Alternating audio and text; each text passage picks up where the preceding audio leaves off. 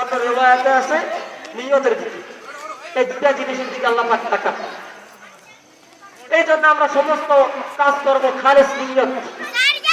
খাজা মঈনুদ্দিন চিশতি রহমাতুল্লাহ আলাইহি যখন মক্কা থেকে ভারতে আসলেন, ভারতে আইসা ভারতের জন্য দাওয়াত দেওয়া শুরু করলেন, তখন কোন লোক ভারতের জমিনে আলেম ছিল না।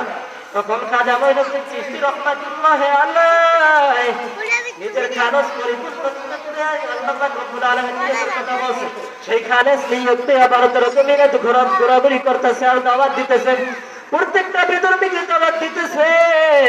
তখন কিছুদিন পর তার হিসাব করা হলো, তার 90 লক্ষ মানুষ তার মুরিদ হয়ে গেছে।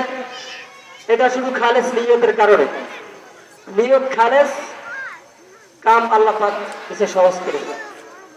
দেখেন কলম, কলম এমন একটা জিনিস, যেই জিনিসে জল পড়লে ছাড়ানো বড় কষ্ট। কলমে জন্মে যেই ব্যক্তি মৃত্যুবরণ করবে তার কপাল অনেক। কলমের অন্ধকার সারানোর উপায় হলো একটা, জিকির। আপনারা যখন কুড়াল দিয়ে গাছ কাটেন, তখন কুড়ালে যত গাছ কাটা হয়, যত ধৈর্য কোপ দেওয়া হয়, তখন গাছটা তত কাটে। সেরকম ভাবে জিকির যত বেশি করবেন, ওই জিকিরের ধাক্কায় ধাক্কায় কলমের কালো দাগ দূর হয়ে যাবে। এজন্য সবসময় জিকির করবেন।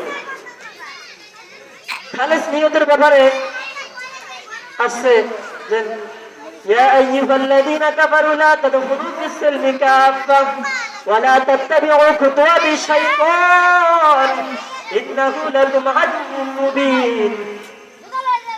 এই আয়াত হযরত আব্দুল্লাহ ইবনে সালাম রাদিয়াল্লাহু তাআলা আনহু এর শানে নাযিল হয়েছে। এর শানে নজুল হলো হযরত আব্দুল্লাহ ইবনে সালাম রাদিয়াল্লাহু তাআলা